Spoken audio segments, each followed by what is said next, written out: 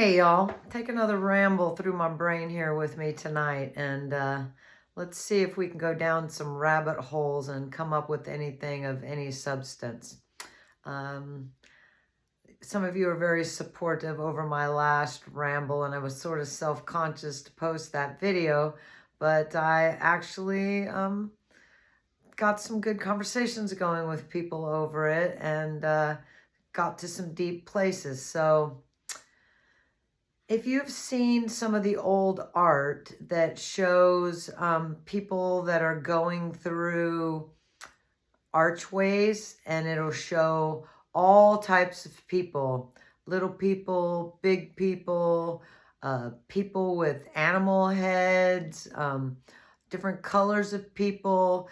They're dressed very elegantly. I haven't gotten down the tech yet, so I don't know how to show the picture of what I'm talking about while I'm saying this. I'm still a beginner at this, and I have a job and a lot of responsibilities, so I need to get on that so I can show you an example. But in some of these old images, you don't see, I would like to propose that health back then, being healthy and happy, was our natural state. So it shows the people all getting along with each other.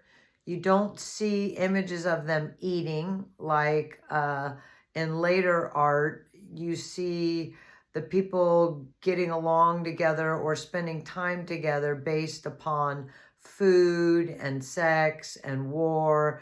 And that comes much later, it seems like, in some of these images. So again, I'm just rambling through my brain here, and take this little walk with me. So there wasn't like piles of garbage, because the people must have produced stuff that no longer served them. Well, maybe they didn't. Maybe they didn't waste. They didn't use things that didn't biodegrade or whatever. So the images of the art and what we were shown seemed like the people were in harmony and the natural state of being was healthy. They like to tell us, for example, that castles, that these people went to the end of the castle and pooped down the side of the castle. Now, I don't believe that, because you're not going to build a big old castle like that and not remember to put in a bathroom. I don't think that they used bathrooms at some point. I think that the people existed differently. There were earth ships and boats, for example, that were amazing, not like a little basket hanging from a giant balloon, but these very elegant, steampunkish China, elegantly dressed people that seemed happy. And you can see these earth ships and the boats, but the earth ships stopping at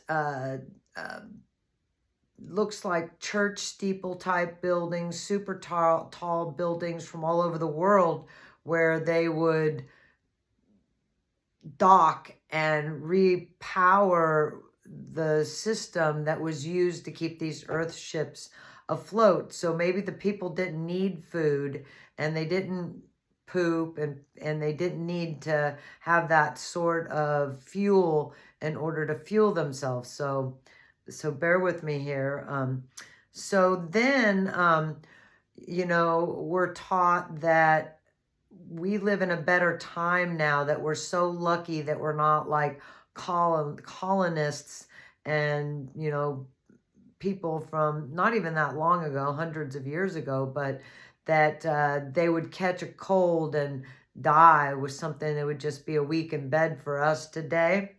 And peasants, you might have seen that meme going around that peasants were worked only 150 days a year, that there was mandatory holidays, and that they didn't want the people overworked, so that they could till the fields and all like that. So can you imagine, all y'all working folks out there, only having to work 150 days a year? Holy shit. That alone would be heaven, wouldn't it? And then the food was nutritive, and people knew how to heal themselves with herbs and herbal remedies and things. And I'd like to propose that it wasn't a horrible life where you caught a cold and you just died. I think that comes later. Uh, the images that were shown, sometimes were shown that they lived in squalor and it was horrible. But I don't think so. I think there was a time when we floated around on these earth ships, and we lived elegant, clean, respectful lives of each other, and then it was a more peaceful time. And we're taught that we're supposed to be grateful for things that I feel should just be available for everybody, like food and water and shelter, safety. And now it's sort of like we're told nobody owes you anything. We've all seen those memes and those topics go around, like, you don't have a right to nothing. You should have to scrape and claw just to have the basics to survive in life, and nobody owes you a damn thing. And I'd like to propose that when the system is healthy, that's not even an argument. People don't feel guilt over their need to be taken care of by nature, the things that are supplied here for us all. So I've been just playing that through my head, and then there came a time with the world fairs and the incubator babies, the mud floods, where you look at these old pictures and there's huge developed cities. Many of the pictures show antenna-like things, like there's power. There's no wires or anything, but you can tell that the people had power, and it was a different, like Jetson car things, these floating platforms where magnetics were used and you could float around. And I think the Earth ships must have used something similar. And Cabbage Patch Kids and genetic, the code for that being genetically created human beings, and the incubator babies, that these people that were born and raised and brought into existence were different than the people that came before them on purpose. Because then after that is when the life of squalor and stuff, because even in those mud flooded images where the cities are being scraped clean and the buildings are much too magnificent for the horse and buggy type people that are inhabiting them, and these huge cities with only a few people in them, and all these kids are bussed all over the world, all over at least the Americas, and it's repopulated, and there's not enough adults for the number of children that exist. I just think that it's programming. And then, so take these thought processes and go into this other way of thinking about, I'm going to take this into talking about demons and demon possession. So even the kids that were working in the factories and didn't have any parents, and the opulent world fairs and the way people lived then seemed even happier and cleaner, and the people had the basics: food, shelter, clothing, even if they did re-inherit it from the people that existed before them. Some of the children look in shock, and some of them look not even sad, they just look in shock. And then as time goes on, then the coal mine kids and the factory kids start to look a little more sad, a little more abused looking.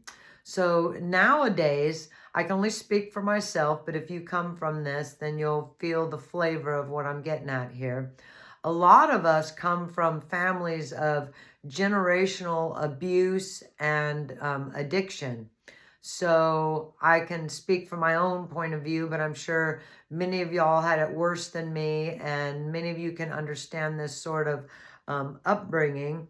Um, we're we are the products of generational demon possession.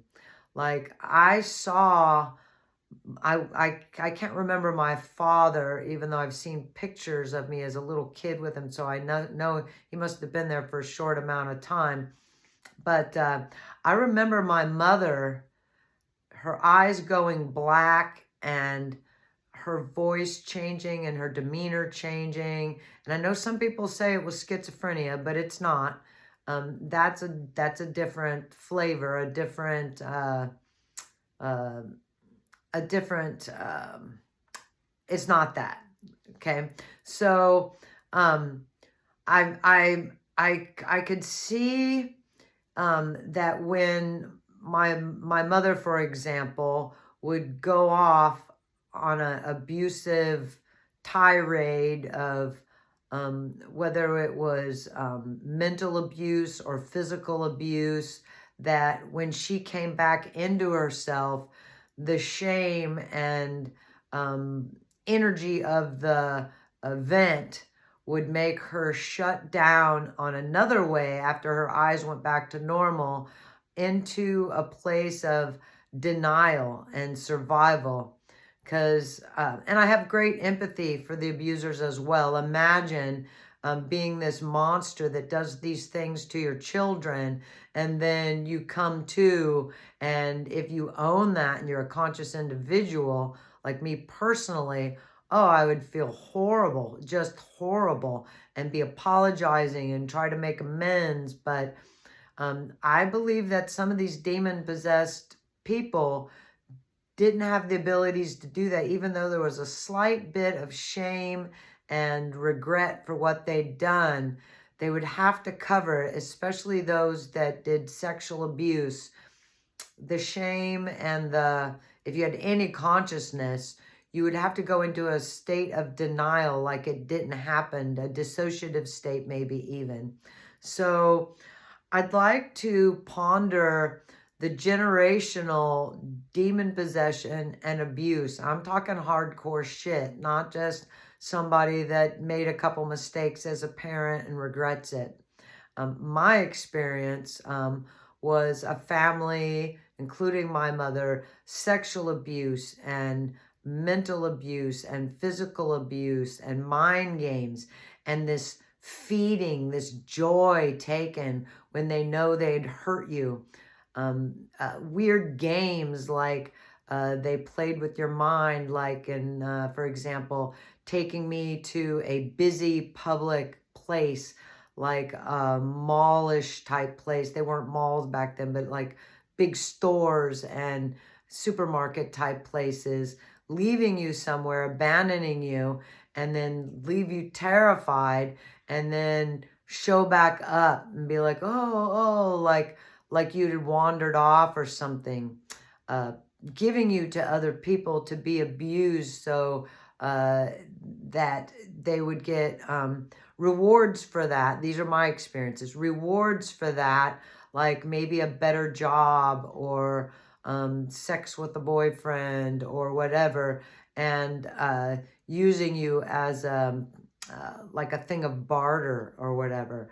And so then you have these generations of sexual abuse and physical abuse and demon possession, and how much, excuse me, how much courage and warrior spirit a person would need, not only to heal the things that had happened to them, but to peel back the layers of the onion for your own fucked up habits that you got because of the abuse that you went through, and healing those things, but then understanding on a deeper level that you can't even be pissed off number one, it doesn't serve you any good. It's just a stage of the healing.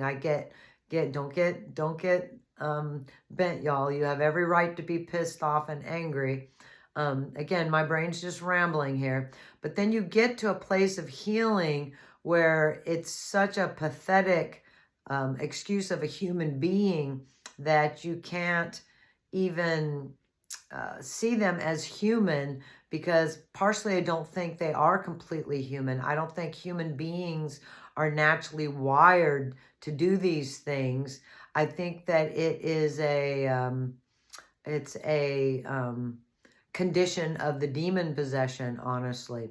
So then you get generations of this, and it starts to become a cycle and sort of a cellular imprint on each generation as it amps up, as the abuse, and not just the abuse, because some abusers, they get all fucked up on drugs and alcohol, do the abuse, and then pretend like it never happened or feel the guilt that it happened, and then sort of release that, maybe even go through a sobriety, and then act like they're sorry for it, and don't even realize that they've cleansed themselves of some sort of entity.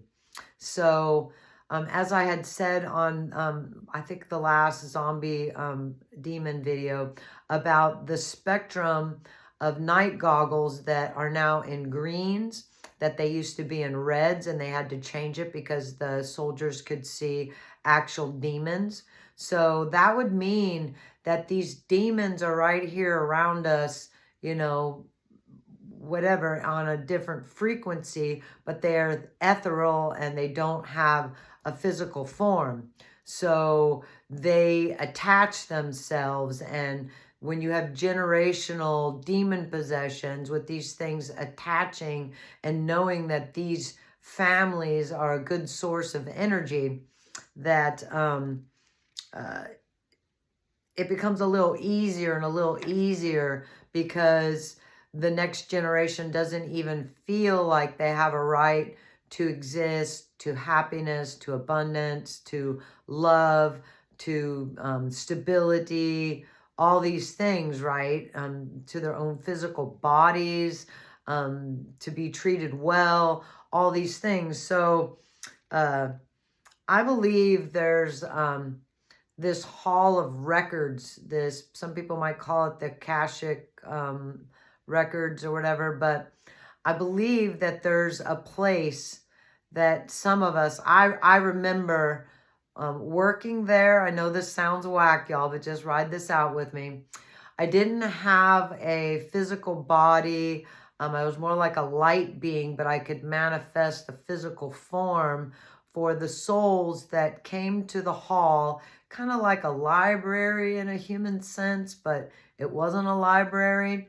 And some of us that worked there, we would play back episodes from other incarnations' lives, because there is no time, lives to the souls that were trying to decide what to incarnate as, their family of choice, what sort of wounds, family generational wounds that they were wanting to heal. And then, of course, you're born and you're in the bullshit, and you're like, why, God, why me? Why did this happen to me?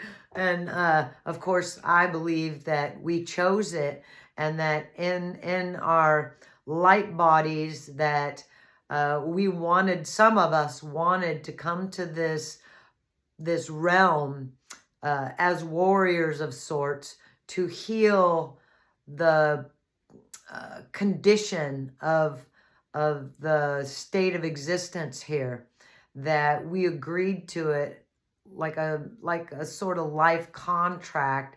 And then, of course, we get here and it's much more difficult than we thought. So I was thinking all these things, and how the abusers need, not necessarily the abusers, but these parasites and entities that are attached to these generations of demon-possessed folks to pretty soon you get down the line and the people are born and it just seems natural. And so then you're taught, oh, you don't deserve anything. You just barely survive. And that's all you're supposed to expect. And that nobody's supposed to do anything for each other. Nobody owes you anything. And I would like to say, no, that's not true. I believe that it used to be a natural state for us to feel like we did owe to each other common courtesies, respect, help other people if you can, that's our natural state. So now we're in this time that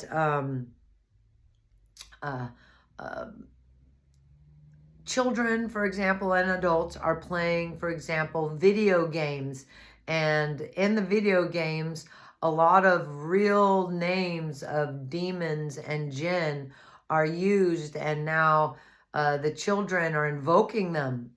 It's part of their daily conversations. They're talking about these games they play, and that these video games are using demon names, and the music is filled with imagery of death and cannibalism and just everything unhealthy. Everything's demonic. And so now it's being normalized so much that this new generation, how many of them will be soulless with no empathy and no humanity, and go along with that thought process of nobody owes you anything, so then it's okay to take from others whatever it is you want, to hurt other people, conscious free.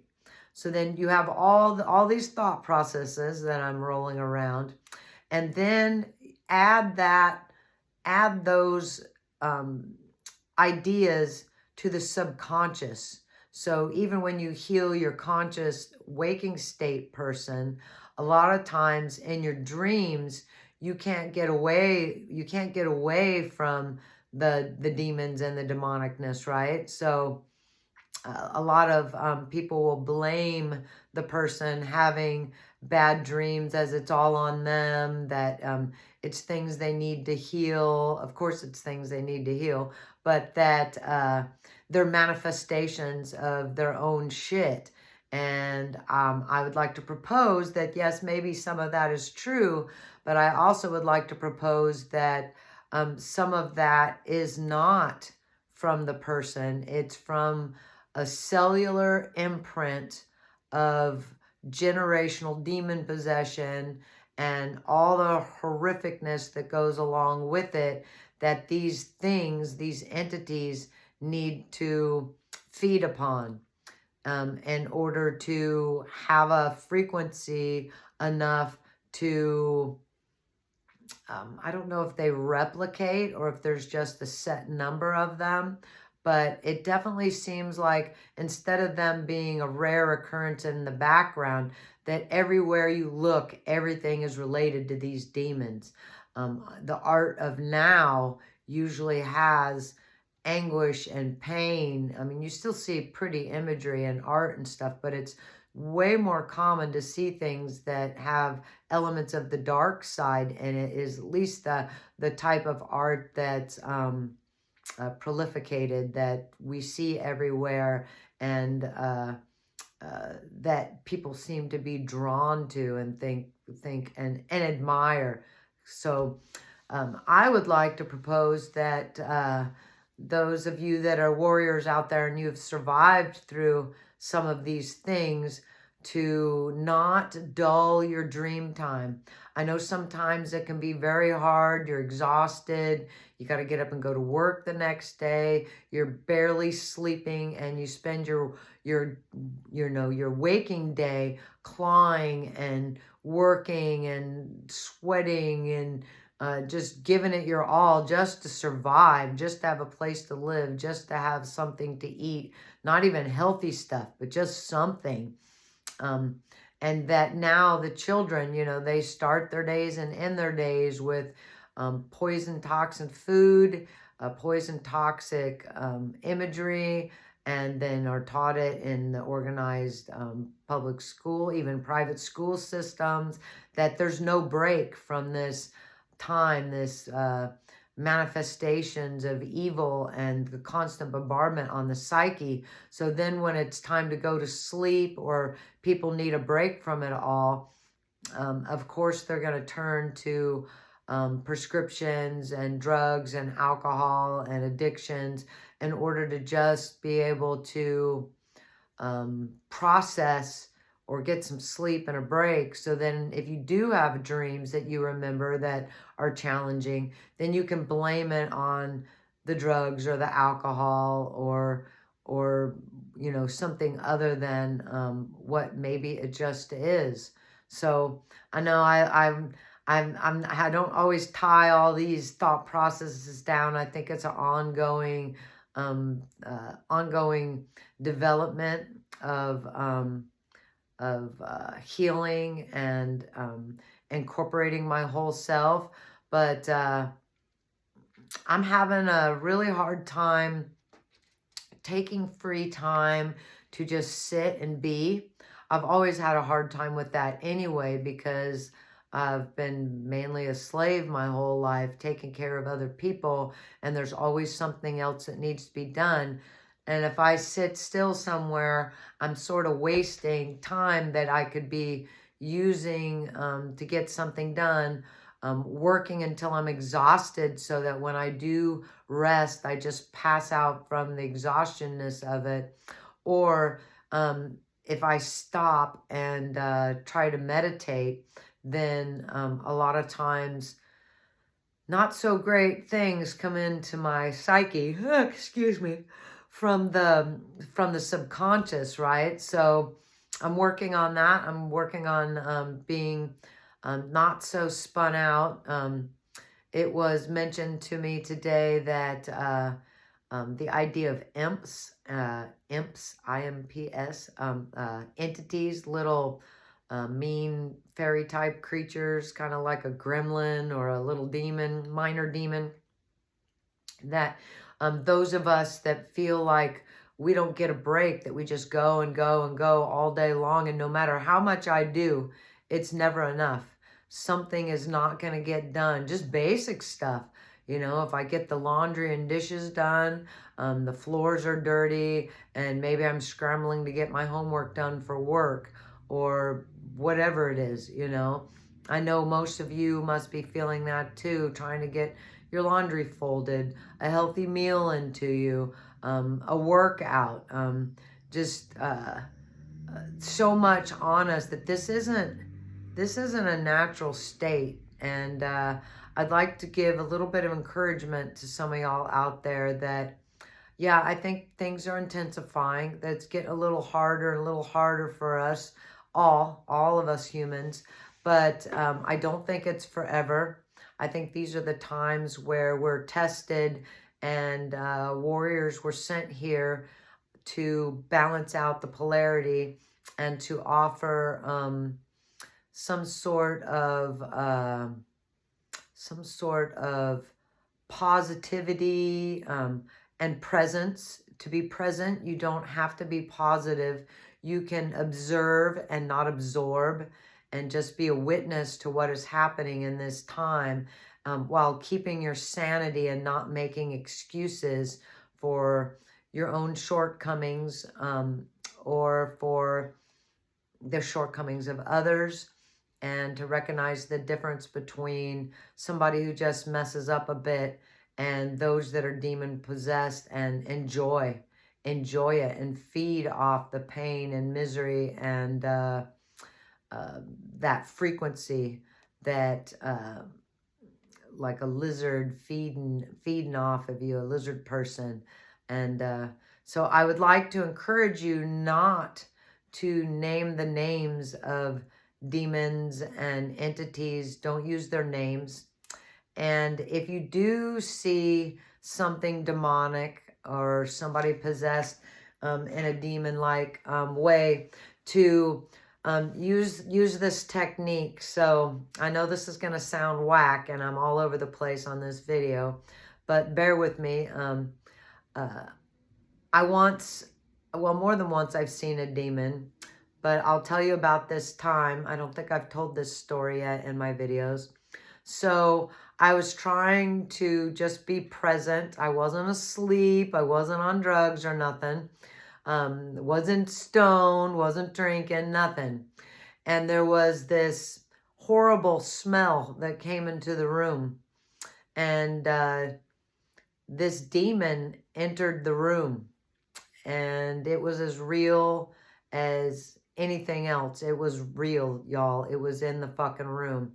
And I had such a fear that I knew I was going to die.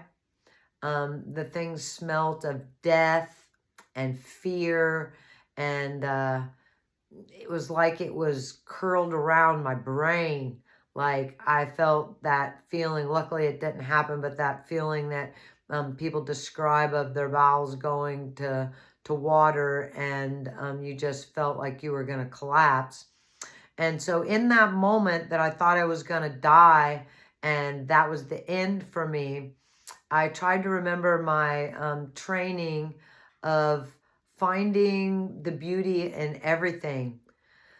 So I decided that since I'm going to die from this thing anyway, I might as well see what it is and see what the hell's going to take me out and try to find the beauty in it, the beauty in the whole experience of it.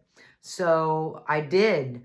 I really looked at the thing and it was incredible. It was an incredible creature. It had skin that was like a rust color, like if something all it ate and rubbed into its skin, its whole existence was blood and gore. It had a mane, not like a lion's mane, but sort of similar. And it was just caked with all kinds of gore and blood. And it had sort of almost a baboonish look to its fangs and its jaw, but not quite the same. Just like a demon, y'all. It was a fucking demon. And it had huge glute muscles, butt muscles on it that resembled kind of like the strength and roundness of like maybe a horse or something, but it didn't look like a horse in any way, shape, or form. And it had a tail, and everything, again, the smell was overwhelming, and it was really hard to focus on the thing, but I could start to see the beauty in that. If I was a demon and I look like that, holy fuck, terrifying as terrifying could be. So as I'm thinking these things of, oh my God, demon, dude, you are fucking scary. If I was a demon and I looked like you, holy crap. So the beauty of its demonness started to repel it. It started to walk away, and I wasn't able to check out some of the features of it. Like did it have ears? I couldn't quite tell because of the mane. Oh, excuse me, it's late. Its claws and stuff, I couldn't really quite focus in on. And it started to leave, and I'm like, no, dude, stop. Let me check you out. What the hell? So to me, that was an example that demons are repelled by anything love light, including their own magnificence. So if you get into a situation, whether it's in a dream state or a waking state, and something is super, super horrific, that there's a technique, like if it's in a dream state, to look at your hands. Because if you can see your hands, you start interacting, and you start to become a conscious participant in the dream. And to seek out the beauty, to look for the beauty of whatever situation or whatever's going on in the situation, that there's always the light. There's always beauty in everything, even the horrific, because even though something could be awful, that's the way of love and light. There's always something of beauty there. So I know I'm rambling again. I'm all over the place, but I'm not your fucking guru. I'm not here to tell you how to live and to soothe you into this state of bliss, or that everything's going to be all right. But I do think I can set example of how we all have these experiences or understandings of reality that are unique to us, and that if I've experienced some of these things, somebody else has too, and that we're in a really crazy time right now. And if you're going through horrific stuff, to just take, excuse me, a deep breath, and to reset your psyche, and to not be afraid to try again. That even if you're having unique, painful experiences, that there's somebody else out there experiencing them too. And to have the courage to share weird shit like this, or rambling thought processes, knowing that you are a piece of somebody else's puzzle. We all need each other. We all need to share bits of ourselves, because we're filling in a puzzle piece in somebody else. And even if the whole puzzle is almost finished and they just need a blue puzzle piece for the sky to finish the whole image, that piece is important. That's you. You are an important piece to somebody's puzzle. So I hope you found some sort of value to this video. And I want to thank my new subscribers. Comment below if you've had some sort of strange experiences involving demons, that people, everyday people might call you crazy and think that you're making it up, or it's because of drugs or something else. But I believe that these things are more common than people want to say, because it makes you a target as soon as you, a target maybe even possibly of these entities, if you don't know how to see the beauty of whatever situation, to remember that you're a warrior, and to not be ashamed or guilted into being anything other than what you are, to share yourself, to speak up to somebody and let them tell your story if you don't want to share it yourself. And yeah, comment below if any of this resonates, or you got any value out of this. So like, subscribe, share, and thank you, y'all. Thank you for your love and support, and I'll see you next time. Shine on. One love.